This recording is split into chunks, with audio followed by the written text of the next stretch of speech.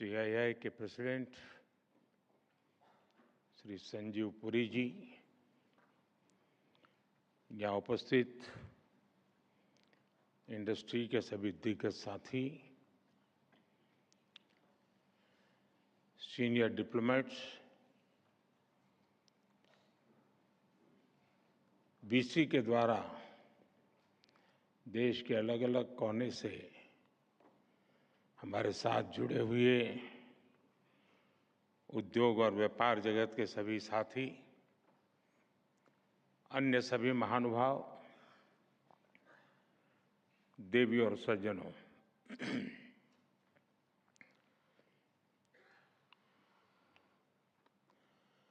अगर युवाओं की सभा होती तो मैं शुरू करता, हाउ इज द जोश।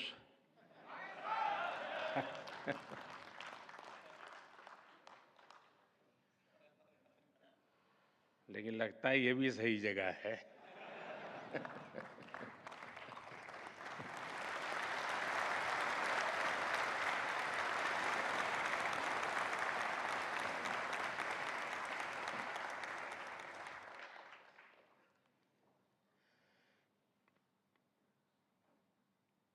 और जब मेरे देश में इस प्रकार से जीवन के हर क्षेत्र में स्थिरता प्राप्त किए व्यक्ति जोश से भरे हुए हो, तो मेरा देश कभी पीछे नहीं हट सकता।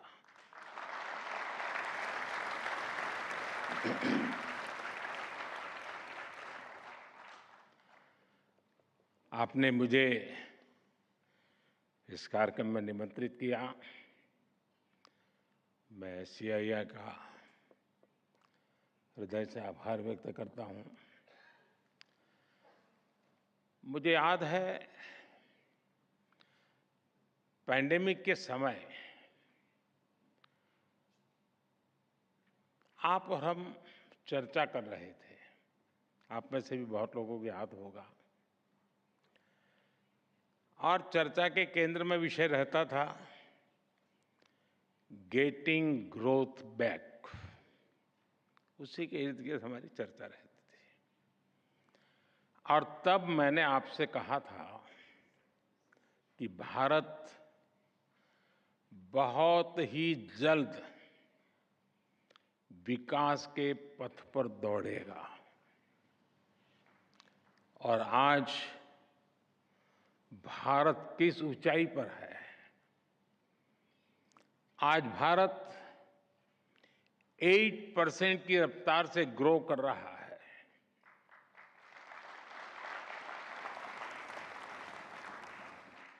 आज हम सभी डिस्कस कर रहे हैं जर्नी टवर्ड्स विकसित भारत।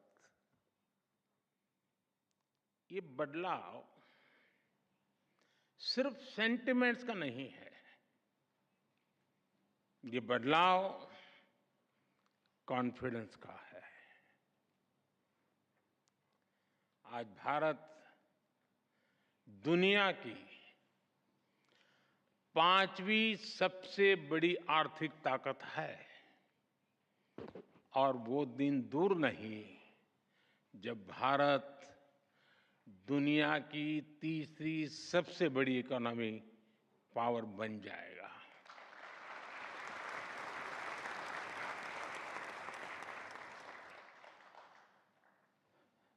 मैं जिस बिरादरी से आता हूं, उस बिरादरी की एक पहचान बन गई है कि चुनाव के पहले जो बातें करते हैं, चुनाव के बाद भुला देते हैं।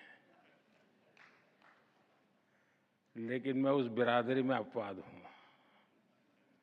और इसलिए मैं आपको याद कराता हूं कि मैंने कहा था कि मेरे तीसरे टर्म में देश तीसरे नंबर की इकोनॉमी बनेगा।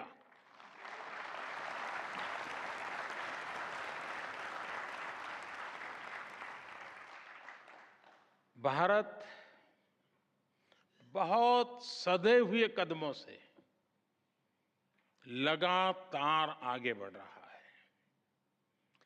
साथियों, जब 2014 में आप सब ने हमें देश की सेवा करने का अवसर दिया। 14 में जब हमारी सरकार बनी तो सबसे बड़ा प्रश्न यही था कि इकोनॉमी को वापस पटरी पर कैसे लाएं। 2014 के पहले की फ्रेजाइल 5 वाली स्थिति और लाखों करोड़ के घोटालों के बारे में यहां हर किसी को पता है। हमारी इकोनॉमी की क्या स्थिति थी, इसकी बारीकियां सरकार ने व्हाइट पेपर जारी करके देश के सामने रखी है। मैं उसके विस्तार में नहीं जाऊंगा, लेकिन मैं आपसे अपेक्षा करता हूं कि आप जैसे लोग, आप जैसे संगठन उस पर जरूर अध्ययन करें, आपके यहां डिबेट करें कि हम कहां खड़े थे और कैसी बीमारियों के शिकार हो गए थे। भारत और भारत की इंडस्ट्री को उस महासंकट से निकालकर हम इस ऊंचाई पर लाए हैं। अभी कुछ दिन पहले ही बजट आया है और मैं देख रहा था, एक अच्छा डॉक्यूमेंट आपका बना है, मैं अभी देख रहा था, मैं जरूर अध्ययन करूंगा उसका। और जब बजट अभी आया है, आप भी बजट की चर्चाओं में अभी भी व्यस्त हैं, तब बजट से जुड़े ही कुछ फैक्ट्स मैं आज आपके सामने रखना चाहूंगा। फ्रेंड, 2013-14 में जब पिछली सरकार का आखिरी बजट आया था, डॉक्टर मनमोहन सिंह जी के सरकार का लास्ट बजट, वो 16 लाख करोड़ रुपए का था, 16 लाख करोड़। आज हमारी सरकार में ये बजट 3 गुना बढ़कर 48 लाख करोड़ रुपया पहुंच गया है।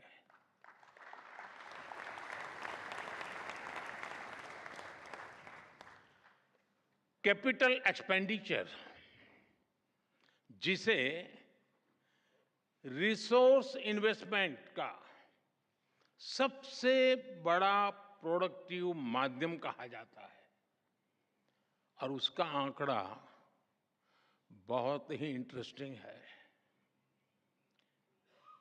2004 जब अटल जी की सरकार गई, 2004 में यूपीए सरकार की शुरुआत हुई और यूपीए सरकार के पहले बजट में कैपिटल एक्सपेंडिचर करीब 90,000 करोड़ रुपए था, 90,000 करोड़ रुपीस। 10 साल सरकार चलाने के बाद, यानी 2014 में यूपीए सरकार का 10वां वर्ष था,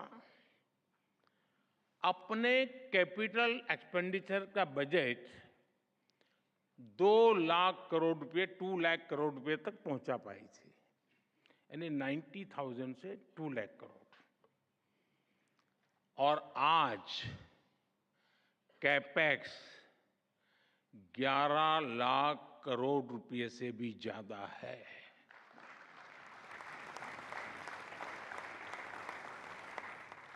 यानी 2004 टू 2014 के 10th ईयर में कैपेक्स किसी तरह दुगुने पर पहुंचा था, जबकि हमारी सरकार में कैपेक्स 5 गुना ज्यादा से बढ़ा है। और आप अलग अलग सेक्टर्स को देखेंगे तो भी आपको सटीक अंदाजा मिलेगा कि आज भारत किस तरह हर सेक्टर की इकोनॉमी पर फोकस कर रहा है। पहले की सरकार के 10 साल की तुलना में हमारी सरकार ने रेलवे का बजट 8 गुना बढ़ाया है, हाईवेज का बजट 8 गुना बढ़ाया है, एग्रीकल्चर का बजट 4 गुना से ज्यादा बढ़ाया है और डिफेंस का बजट 2 गुने से अधिक बढ़ाया है। और साथियों, हर सेक्टर में बजट में ये रिकॉर्ड बढ़ोतरी और साथ साथ टैक्स में रिकॉर्ड कटौती करने के बाद की गई है।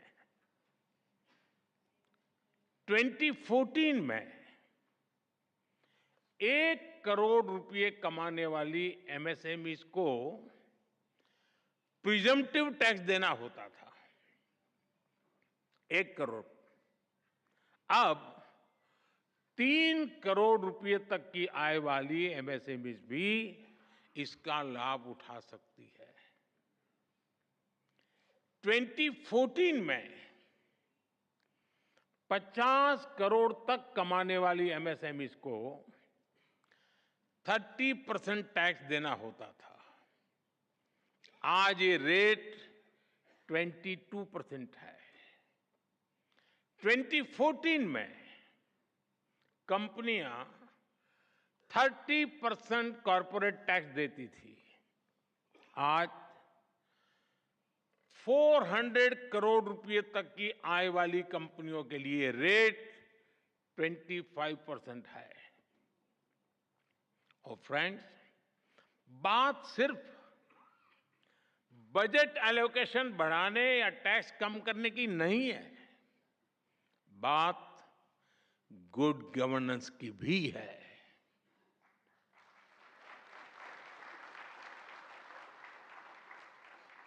मैं आपको एक उदाहरण देता हूं। अब जैसे कोई कमजोर व्यक्ति होता है जिसका वजन कम हो, लेकिन उसके शरीर में किसी बीमारी के कारण सूजन आए और पहले की तुलना में जरा कपड़े छोटे होने लग जाए, लेकिन क्या उसको हम हेल्दी कहेंगे? क्या वो तंदुरुस्त है ऐसा मानेंगे क्या? वो देखने में भले ही बहुत स्वस्थ लगे, लेकिन हकीकत में तो वो कमजोर होता ही है। 2014 से पहले के बजट का भी ऐसा ही हाल था। तब बजट में बड़ी बड़ी घोषणाएं इसलिए की जाती थी कि दिखाया जा सके कि अर्थव्यवस्था की सेहत अच्छी है। लेकिन सच्चाई ये थी कि बजट में जो घोषणाएं होती थी वो भी जमीन पर पूरी तरह नहीं उतर पाती थी। ये लोग इंफ्रास्ट्रक्चर के लिए तय की गई राशि को भी पूरी तरह खर्च नहीं कर पाते थे। जब घोषित करते थे तो हेडलाइन लेते थे,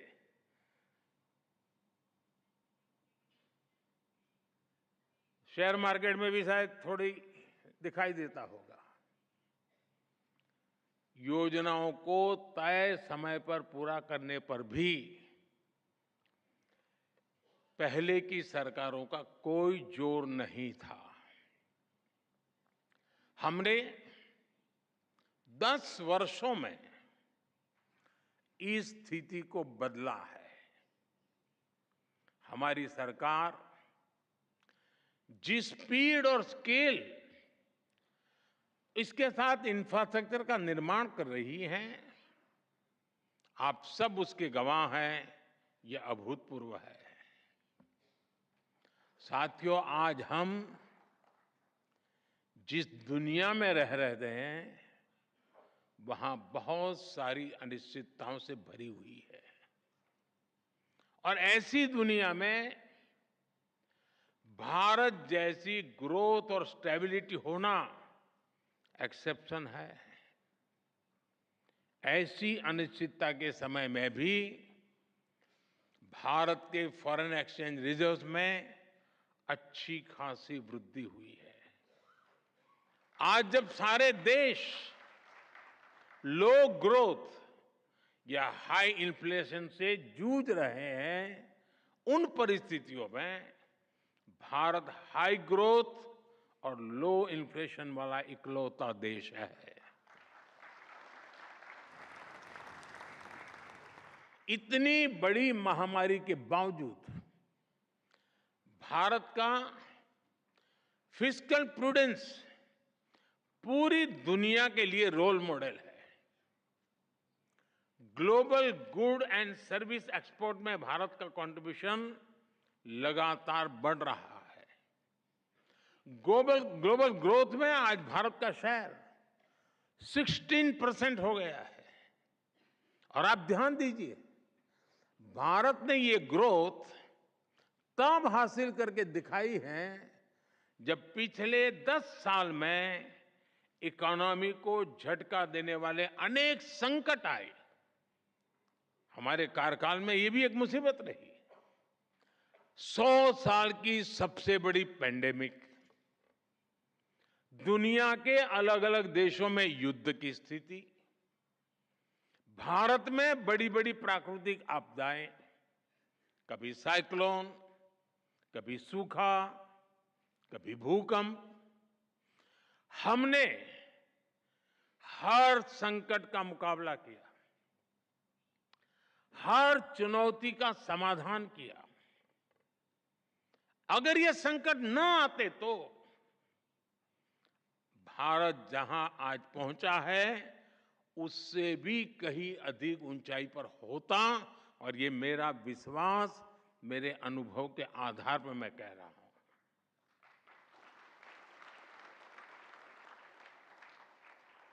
साथियों, आज देश विकसित भारत के संकल्प को लेकर चल रहा है। बीते 10 वर्षों में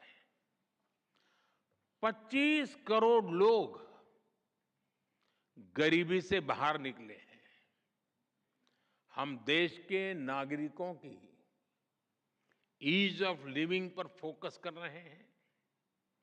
हम देश के नागरिकों की क्वालिटी ऑफ लाइफ पर फोकस कर रहे हैं। साथियों, इंडस्ट्री 4.0 को ध्यान में रखते हुए हमारा बहुत अधिक फोकस स्किल डेवलपमेंट और एम्प्लॉयमेंट पर हमने केंद्रित किया है। आज देश के युवाओं में एक मिजाज बना है कि अपने दम पर कुछ करके दिखाना है। इसमें मुद्रा योजना हो, स्टार्टअप इंडिया अभियान हो, स्टैंड अप इंडिया हो, युवाओं की बहुत मदद कर रही है। मुद्रा योजना से लगभग मदद लेकर के 8 करोड़ से ज्यादा साथियों ने पहली बार कोई बिजनेस शुरू किया है। देश में आज करीब 1,40,000 स्टार्टअप्स हैं और इनमें लाखों युवा काम कर रहे हैं, नए नए साहस कर रहे हैं।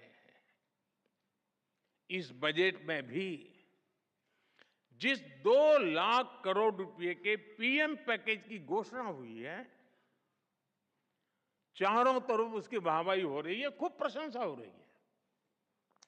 इसका सीधा लाभ 4 करोड़ से अधिक युवाओं को मिलने का।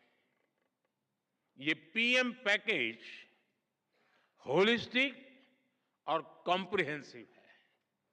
ये टुकड़ों में नहीं है, ये इंटरलिंक है, एंड टू एंड एक सॉल्यूशन है। इसका विजन स्पष्ट है। भारत की मैन पावर ग्लोबली कॉम्पिटिटिव हो, भारत का प्रोडक्ट ग्लोबली कॉम्पिटिटिव हो, और सिर्फ क्वालिटी नहीं बल्कि वैल्यू की दृष्टि से भी वो कॉम्पिटिटिव हो। हमारे युवाओं की स्किल बढ़े, उनका एक्सपोजर बढ़े, उन्हें आसानी से रोजगार मिले, इसके लिए हम इंटर्नशिप स्कीम लेकर आए हैं। एम्प्लॉयमेंट जनरेशन करने वाले आप जैसे जो लोग हैं, उनको लार्ज स्केल पर इंसेंटिव मिले, इसका भी हमने ध्यान रखा है। इसलिए ही सरकार ने ईपीएफओ कंट्रीब्यूशन में इंसेंटिव की घोषणा की है। साथियों, हमारी सरकार का इंटेंट और कमिटमेंट एकदम साफ है। हमारे डायरेक्शन में कोई डायवर्जन नहीं है। चाहे नेशन फर्स्ट ये हमारा कमिटमेंट हो, चाहे $5 ट्रिलियन इकोनॉमी का संकल्प हो, चाहे सैचुरेशन अप्रोच को हम अचीव करने का इरादा लेके चले हो, चाहे जीरो इफेक्ट जीरो डिफेक्ट की बात हो, चाहे आत्मनिर्भर भारत का हमारा दृढ़ संकल्प हो, चाहे विकसित भारत के विराट संकल्प के लिए हमारी लंबी दौड़ हो, हम इसके लिए पूरे फोकस के साथ काम कर रहे हैं। हम योजनाओं को निरंतर विस्तार देते हैं, उनकी प्रोग्रेस की समीक्षा करते हैं। आप सरकार की अप्रोच, विकास के प्रति हमारे कमिटमेंट को भली भांति जानते हैं। हम हर बार नए माइलस्टोन्स गढ़ रहे हैं। इसलिए इंडस्ट्री से भी मेरी यही अपेक्षा है कि वो सरकार के साथ कंधे से कंधा मिलाकर विकसित भारत के सपनों को साकार करने के लिए सरकार के साथ स्पर्धा करे, सरकार को भी पीछे रख देकर जीत हासिल करे, ये मेरी आपसे अपेक्षा है जी।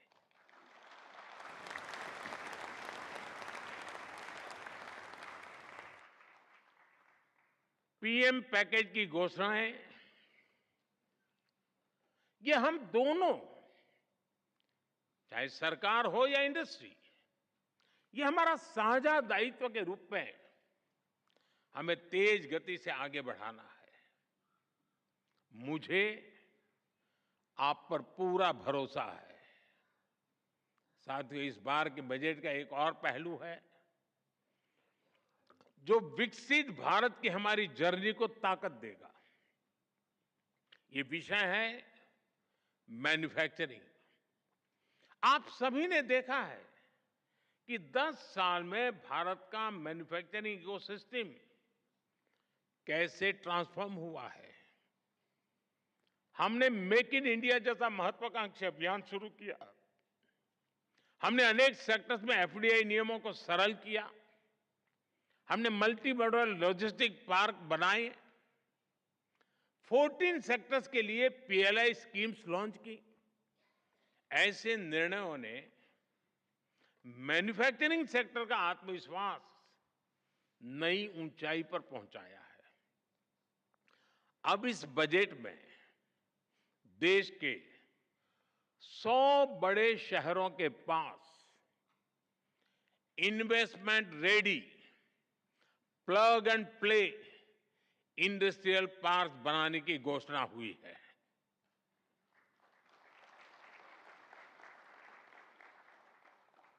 ये 100 शहर विकसित भारत के नए ग्रोथ हब बनेंगे।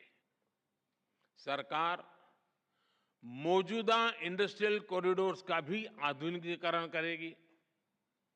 हमारा बहुत बड़ा फोकस एमएसएमई पर भी है। इससे करोड़ों लोगों को रोजगार मिलता है। सरकार ने एमएसएमई को सुविधाएं देने के साथ ही उनकी चुनौतियों को एड्रेस किया है। एमएसएमईज को जरूरी वर्किंग कैपिटल और क्रेडिट मिले, उनके कंप्लायंस बर्डन और टैक्सेस कम हो, उनकी मार्केट एक्सेस और संभावनाएं बेहतर हो, एमएसएमईज का फॉर्मलाइजेशन हो। इसके लिए 2014 से ही हमने लगातार काम किया है। इस बजट में भी एमएसएमई के लिए नई क्रेडिट गारंटी स्कीम लॉन्च की गई है।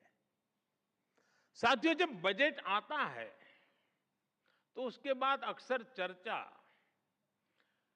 कुछ प्रमुख बातों के इर्द गिर्द ही सिमट जाती है और ज्यादातर तत्कालीन चर्चा मीडिया ड्रिवन होती है और वो भी एजेंडा के तहत ड्रिवन होती है। जब शांत वातावरण होता है तब जाकर के स्थितियां की तरफ नजर गहराई से जाती है। कई बार संबंधित इंडस्ट्री या फिर एक्सपोर्ट्स वे भी थोड़ा बहुत उनका ध्यान जाता है, उसकी बात करते भी है, लेकिन बजट की ऐसी बातें मुझे लगता है कि हर क्षेत्र में बार बार दोहराना जरूरी है। माइक्रो लेवल पर भी उसका एनालिसिस जरूरी है। अब जैसे बजट में न्यूक्लियर पावर जनरेशन के लिए एलोकेशन बढ़ाया गया है। हम कृषि में भी डिजिटल पब्लिक इंफ्रास्ट्रक्चर बनाने जा रहे हैं। हम किसानों को जमीनों के नंबर देने के लिए भू आधार कार्ड भी देने जा रहे हैं। स्पेस इकोनॉमी के लिए भी 1000 करोड़ रुपए के वेंचर कैपिटल की व्यवस्था की गई है। बजट में क्रिटिकल मिनरल मिशन की भी घोषणा की गई है। हम जल्द ही माइनिंग के ऑफशोर ब्लॉक्स के पहले चरण की नीलामी शुरू करने वाले हैं।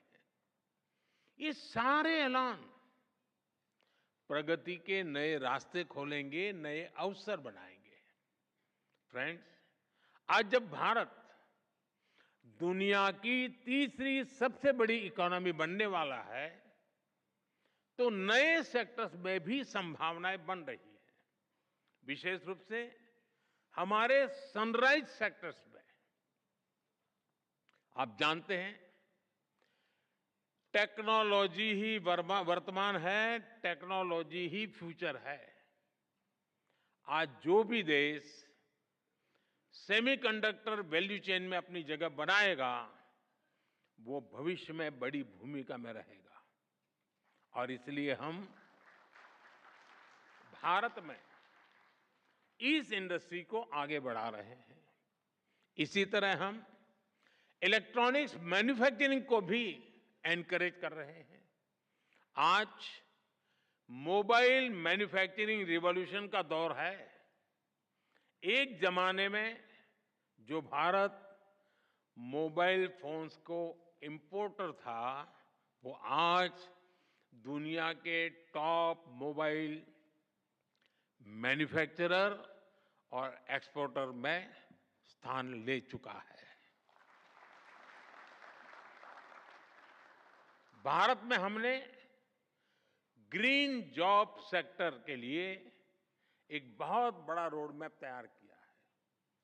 हम ग्रीन हाइड्रोजन, इलेक्ट्रिक व्हीकल्स, ऐसे अनेक सेक्टर्स को आगे बढ़ा रहे हैं। अब पीएम सूर्यघर योजना, ये इतनी बड़ी योजना है, इतने वेंडर्स की जरूरत है और सरकार एक एक घर को 75,000 रुपया देने वाली है। ये अपने एक बहुत बड़ा रिवॉल्यूशन होने वाला है।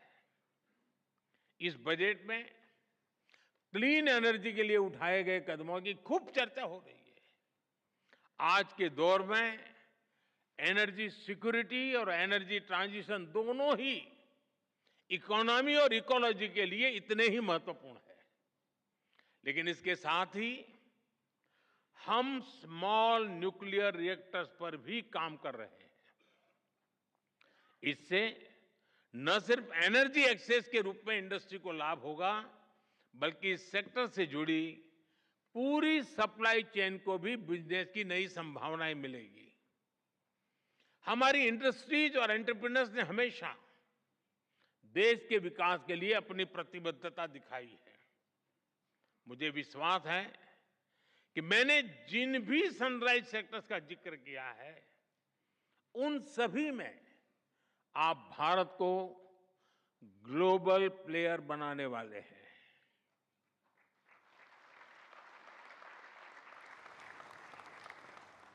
और ये मेरे लिए ग्लोबल प्लेयर शब्द भर नहीं है जी, मैं साफ मानता हूं मेरा देश ग्लोबल प्लेयर बनेगा।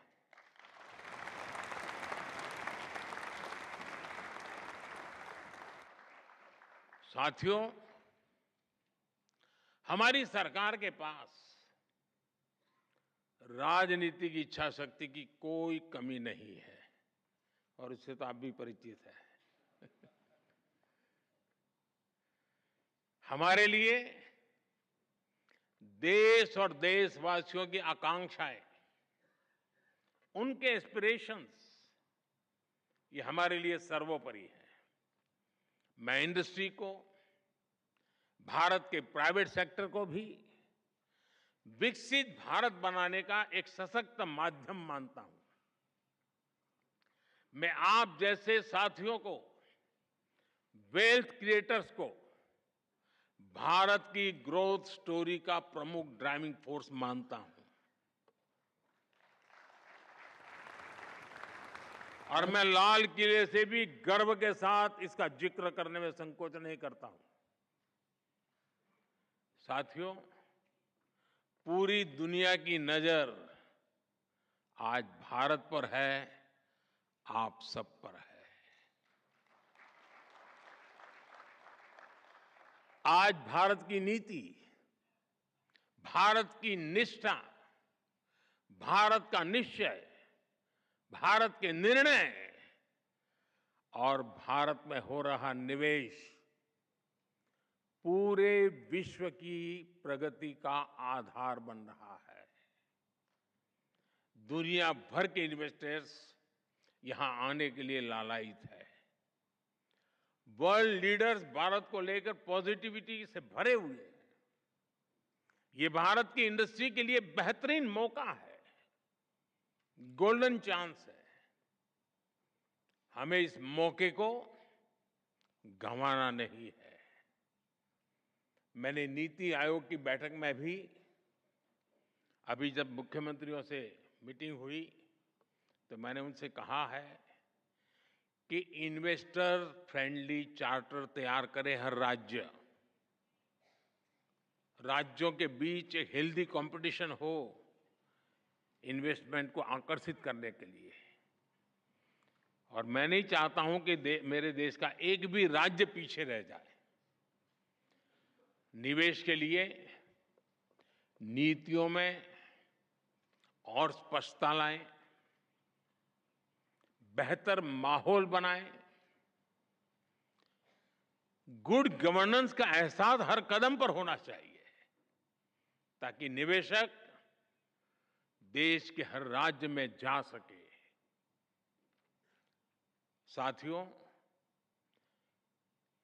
मैं गत 10 वर्ष के अनुभव के आधार पर और विश्व की स्थितियों को बारीकी से जानने के बाद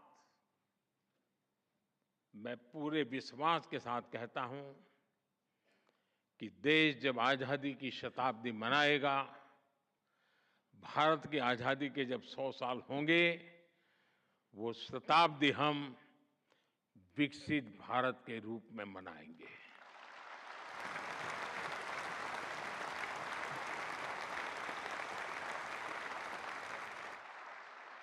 हम गरीब देश के रूप में आजाद हुए थे, हम लूट चुके थे। दुनिया में जो कोई भी लूटना चाहता था, लूट रहा था। आखिरी मोमेंट तक लूटे गए थे। और फिर हमने हमारी यात्रा शुरू की थी। 100 साल के भीतर भीतर सारे अवरोधों को पार करते हुए, संकल्पों को चरितार्थ करते हुए शताब्दी विकसित भारत की मना करके ही रहेंगे। हम रहे न रहे, हमारी पीढ़ियां आने वाली विकसित भारत को गर्व से जिए, ये सपने लेकर चलना है।